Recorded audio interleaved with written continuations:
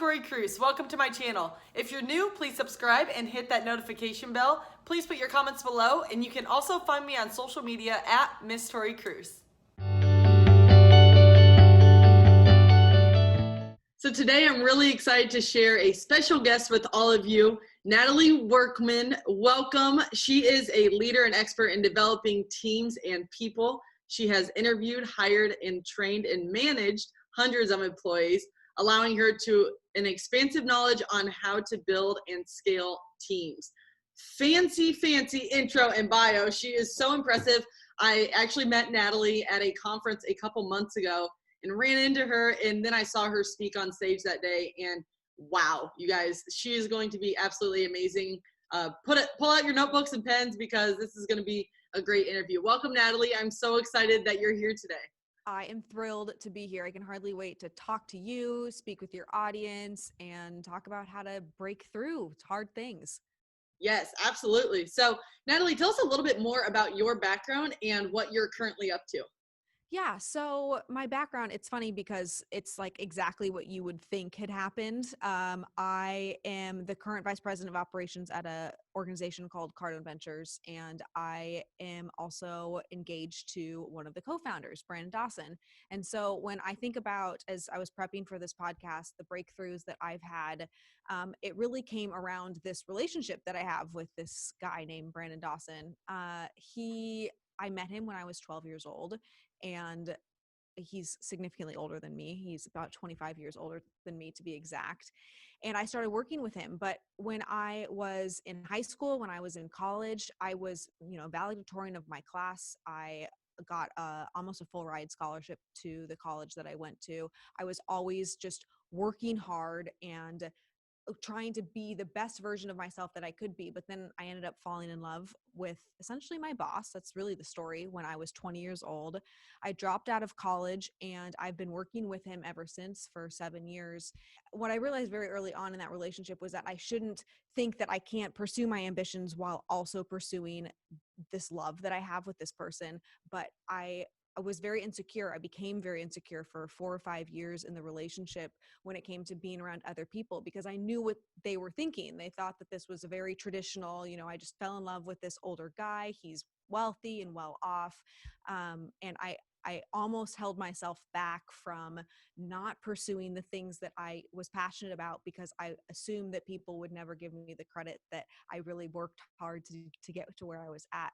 And so for me, from a where I've been to where I am now, I just continued to put myself in positions in the organizations that we work with to push myself and to be responsible and to fail, even though it felt like a big stage to fail on. I really did everything that I could to say, where do I want to be when I'm 50? And how do I work backwards between now and then in order to get the experience that I need to be the person I want to be when I'm 50, regardless of the relationship that I'm in. And so that's a huge part of my story.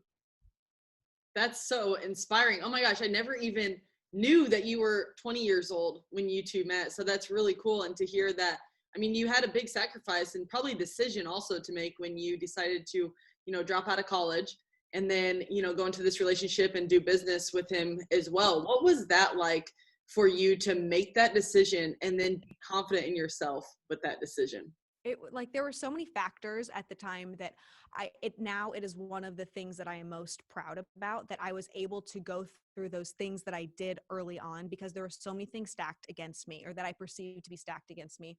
His secretary, the person that was responsible for everything in his world, including his leadership program, her husband got diagnosed with terminal cancer, and I was working for her. And so I just picked up some of the pieces in the leadership program, and that's where I started finding my passion for leadership content and developing team members and learning the things that I needed in order to be a good leader myself. It was the education while I was also getting the experience.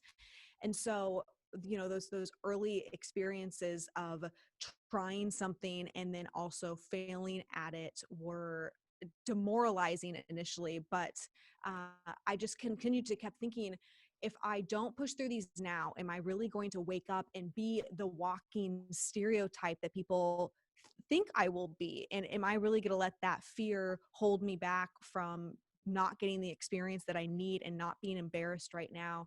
And there were moments that made it really easy. And then there were moments that really challenged me. One of them, very early on, I think it was about 4 months into working in this organization, because I took on the leadership program, I was responsible for giving a presentation to our entire executive team.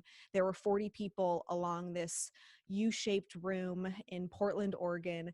And I prepped all night before. I was up until 3 or 4 in the morning, finalizing the last slides of my PowerPoint presentation. And I had given some talks at that point, so I was a fairly confident speaker, but I walked up there, and just imagine this, it's 9 o'clock in the morning. I walk up, somebody else has just kicked off the meeting, and it's my turn to give an hour-long presentation. And I open this presentation and I go through my entire hour within a matter of 7 minutes. And I end the meeting by clapping my hands. And I said, because I knew that I was tossing to the bathroom break, because it was an hour. And then the next piece of the agenda was after the bathroom break. So after them sitting there for just 7 minutes, after I've gone through like speaking as fast as I possibly could, I clap and I say, well, you guys can go to the bathroom now.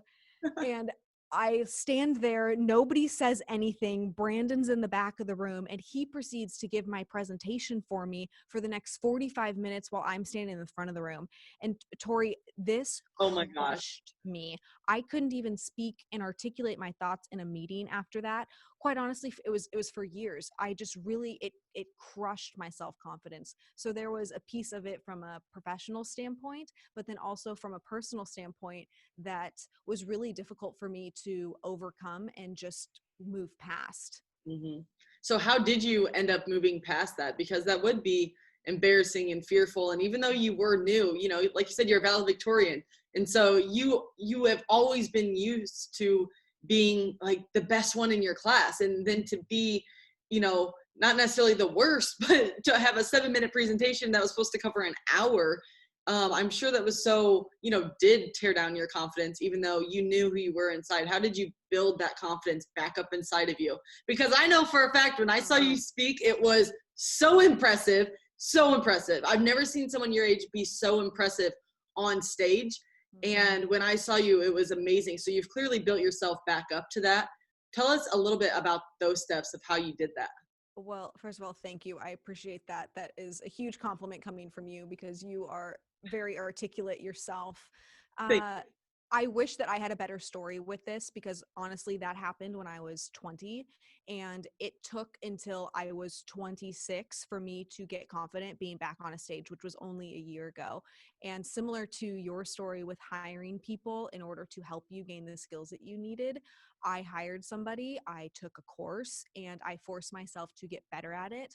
But in between that 6 years, like, it really held me back. It was something that it's hard to explain now, because I think people can watch me on a stage or watch me communicate, and I have those skills, so you wouldn't necessarily know how hard it was for me. But those 6 years in between, I would avoid speaking engagements. I felt just horrible about myself, and I really thought, I'm never going to be able to do whatever crazy wild dreams I had, because I'm not comfortable speaking in front of people, because I had this one bad experience. And so when I really got honest with myself, this was about 18 months ago, and I got real with where I want to be, that 50-year-old picture of myself, like who that person is, and I visualized that person. There's no doubt in my mind that she is able to go up on stages and do the things that I always wanted to do. So once I got honest and set the vision and my goals, I worked backwards to say, okay, what are the things that are holding me back? What issues do I have that I need to address? Who do I need to hire in order to overcome those things? And how do I make it something that's very intentional? For me, addressing this age gap thing, this was also something that held me back. I thought that I would step up on stage and that nobody would take me seriously, because I'm married to I'm married to the person that owns the business.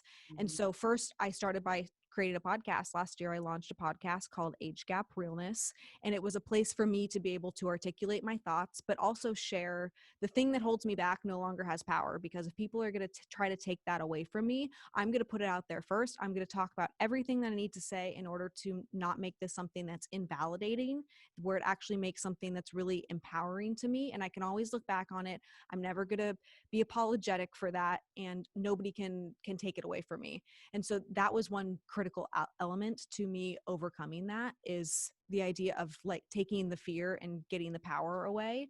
But then also to what we talked about on my podcast, hiring people, like to the extent that you have a goal and you don't hire somebody, you're just going to be set up for failure. hmm So when you hire somebody, what was that number one thing for you in a mentor that you desired to have because you had this vision of who you want to be when you're 50 years old? How did you then go back and say, okay, out of all the mentors in this world, all the coaches that could get you to that vision, how have you chosen that first one at least to get you there? It's funny because she was actually in the room. She was one of the executives in the room when I made that initial presentation. And her name's Heather Sager. She's a speaking coach. The reason I knew to pick her was because I watched her present. I would always, for years, watch her up on stage at our events where I could have been doing what she was doing. Like if I wanted it, I could have done that. I could have thrown my hat in the ring and saying, I want to be there, but I didn't because I was fearful and scared. And so I would watch her on stage and think, I can communicate with her in person and we have a great relationship. And yet I'm so intimidated by what she can do on a stage that, I wouldn't even pretend like I would want to do that because it's so intimidating and scary for me. So as soon as I got really serious about that, she is the one person that I knew would absolutely hold me accountable, which is, I think, what you need in a coach. You have to have somebody that is willing to say, this is what you're going to do. I'm going to force you to get up on a stage, not somebody who's just going to teach you something or make you feel good about the investment. Like they are actually results oriented. That's one thing that I would say with a mentor. And then the second piece is she had the stats. Like I'd experienced her speaking engagements. I'd experienced how she could create an effect in the audience. And that's what I wanted to do. Well, you sure as heck did that at the conference. So when I saw you speak, it was so great. And, you just said it was 18 months ago. And how cool is that, though, to look back and reflect on your progress in just that short amount of time? And, some people listening may be thinking, oh my gosh, I really want to be a speaker, or I really want to do this, or I really want to win this pageant, or whatever that may be. And they're just sitting there doubting themselves right now in that moment. Like, take a look at Natalie, everyone, because this was only 18 months ago. And if you can go listen to her podcast, WorkWoman, please do. You'll get a little taste of it. But then if you ever can see her speak live, it's even better and on a whole nother level. And so, Natalie, looking back in these past 18 months, what would you say, besides like hiring a mentor, has been your secret sauce, so to speak, of this really ultimate breakthrough that you've had in your career? I know that you had Elena Cardone as one of your guests on this show. Yeah. Uh, Elena serves as such a source of inspiration to me. She is somebody that I look up to as a mentor and somebody who has done something that I looked up to and wanted to be able to do. So 18 months ago, I went to her conference, the 10X Growth Conference in 2019. My fiance and I both did. And I watched her. I had watched her from afar on Instagram, and I watched her speak, and you could tell that she was nervous, but she talks about just doing it anyway. And I remember sitting in the audience and thinking, I want to be the type of person that she wants to be friends with. And when I realized that that was a goal of mine, I needed to make a decision for what are the things in my life that are holding me back and preventing me from being somebody that she would take seriously as a friend. And this whole speaking thing came up. They actually, at the 10X Growth Conference that year, offered a speaking program. So I definitely purchased that.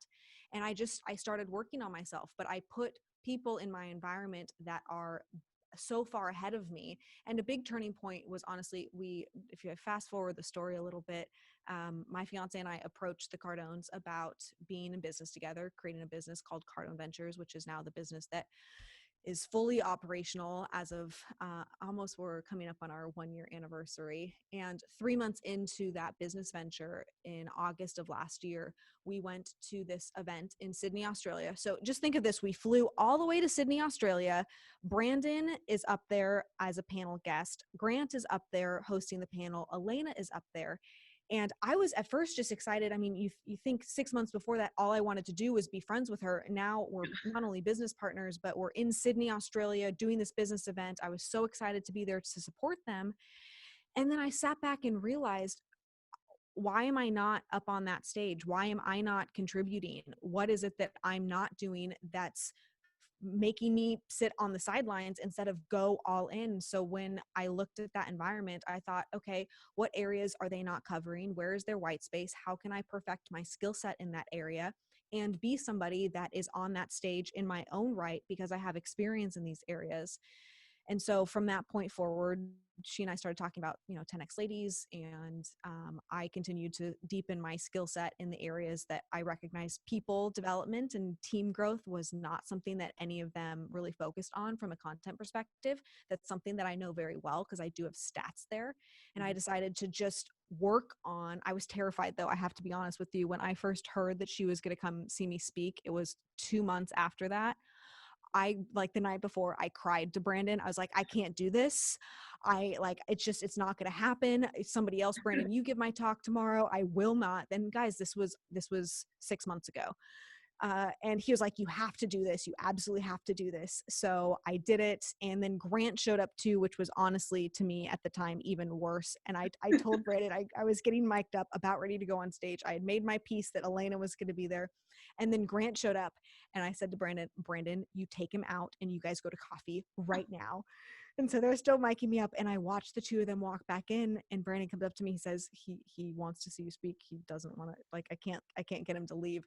I about died in that moment. I honestly thought I was going to die, but it worked out. And she asked me to speak at the 10X Ladies event. And so it's just those small incremental things that it sounds like a crazy story. And for people who are listening, I don't want to make it sound like it's unattainable, because what I love about my story and what I've embraced about this story is you can make radical change in your life in a short amount of time. You don't have to have had so many years of doing something. It can be short because once you make a decision and you go all in on that decision, there's no stopping what could happen from that.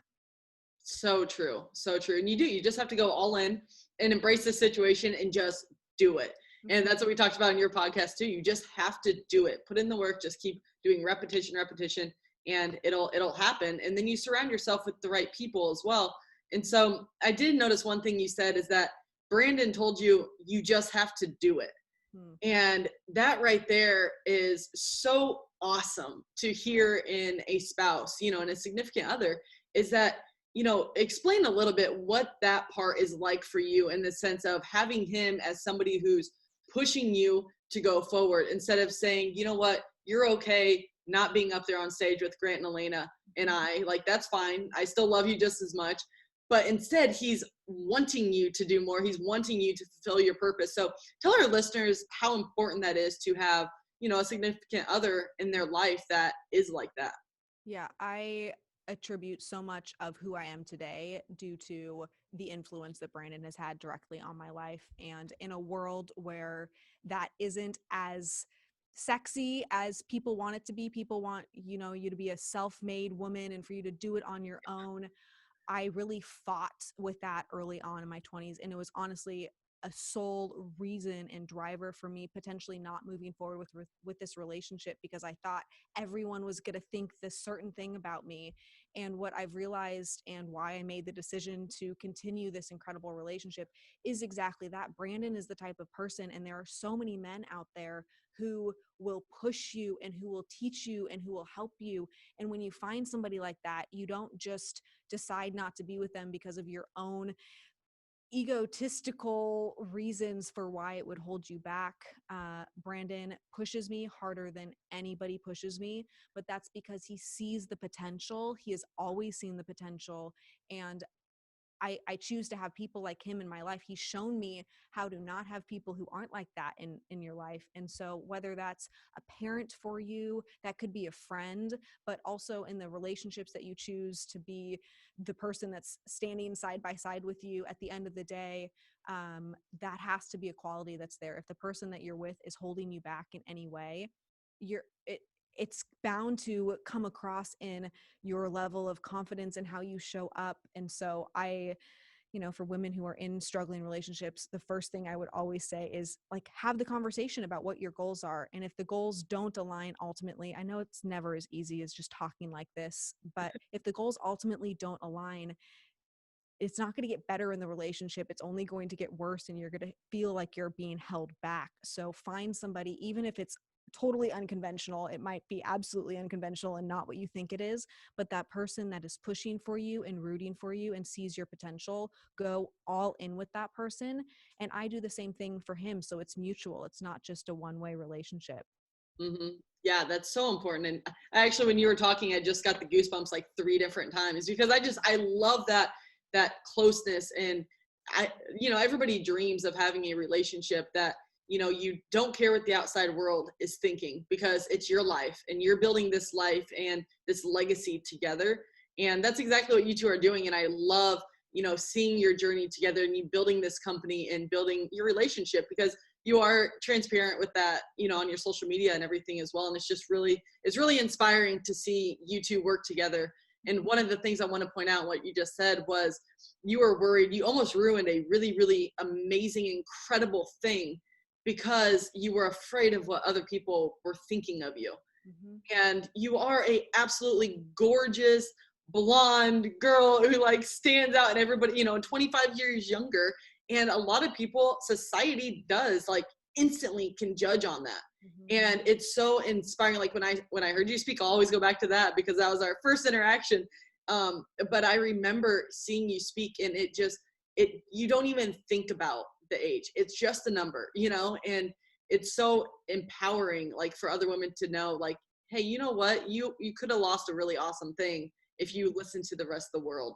And, I really admire you for that, not listening to the rest of the world and going with your gut and your intuition and building this beautiful, beautiful life together. So I admire you a lot for that. And on that note, how, when you're doing these different ventures with Brandon, so in a relationship or even on the career side, how do you constantly keep a positive mindset in times where you may start to feel a little bit defeated? Oh my gosh.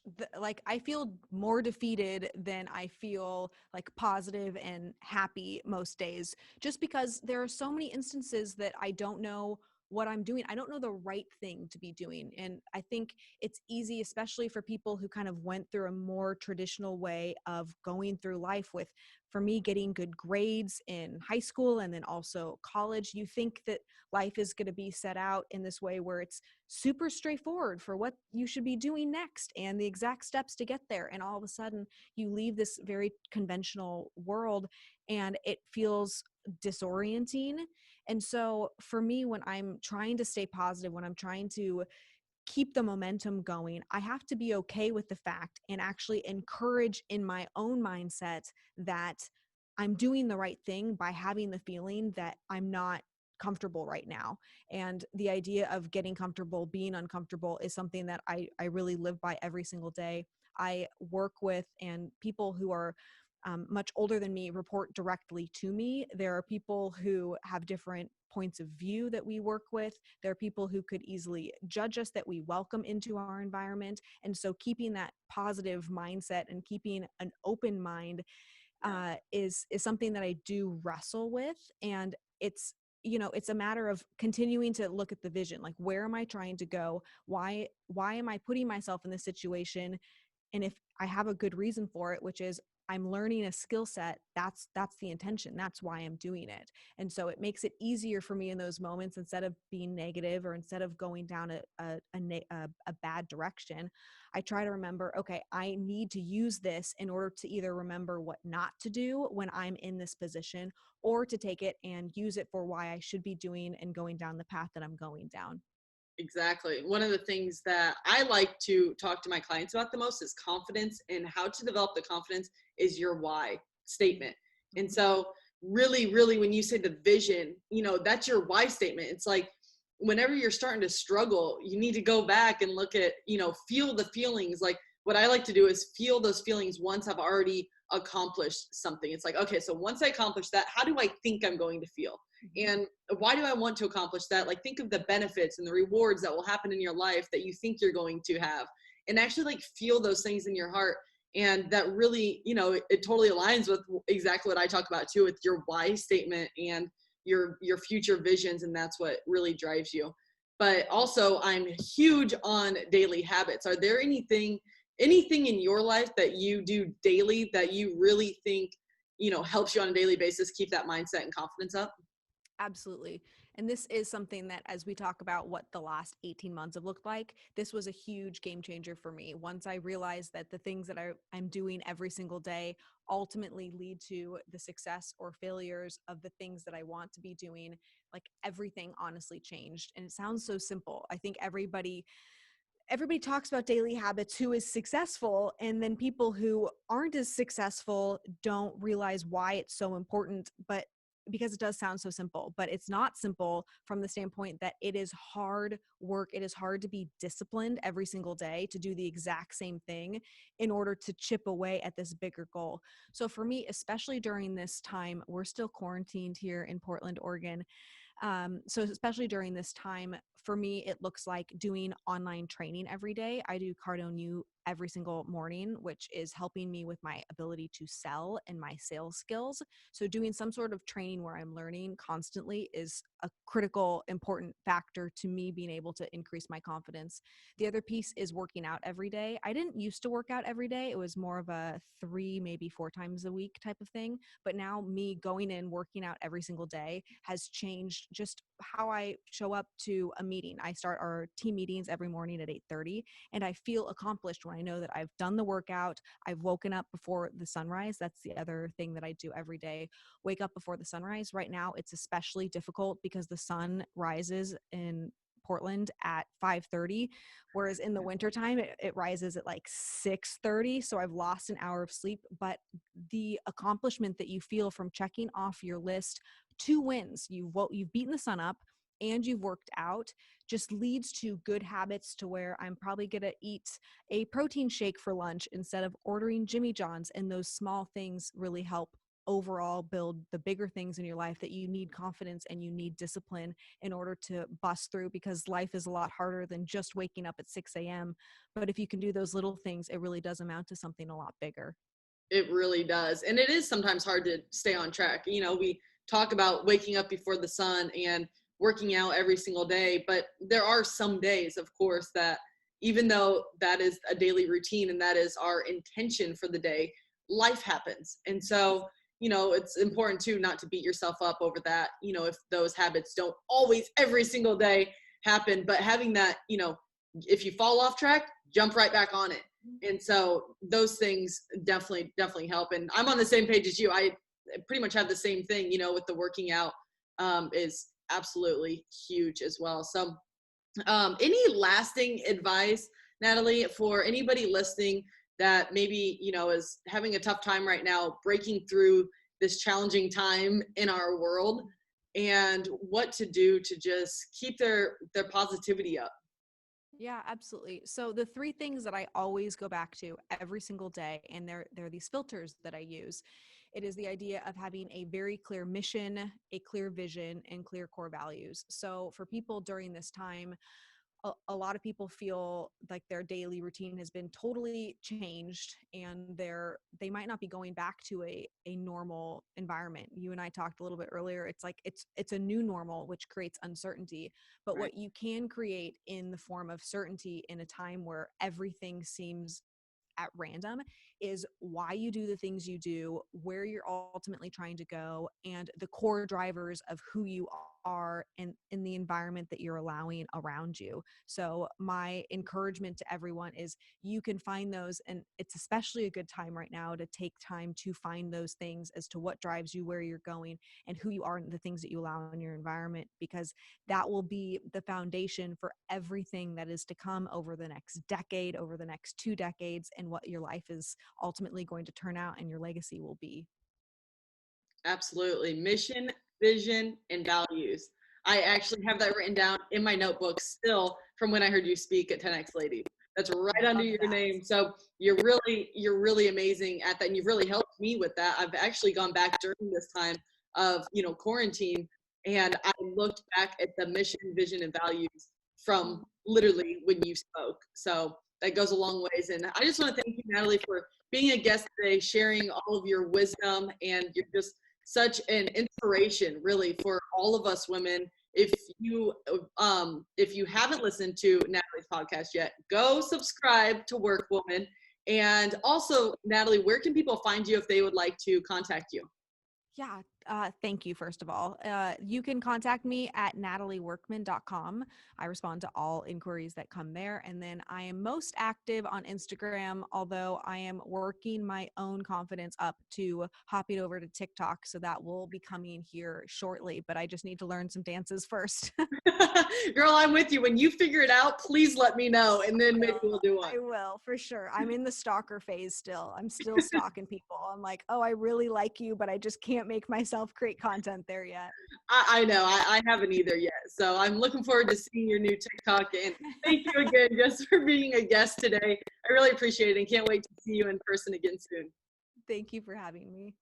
Thank you for watching. I hope you enjoyed that episode. I would love to hear from you in the comments below. Also, please follow me on social media at Miss Tori Kruse. Until next time, be unstoppable.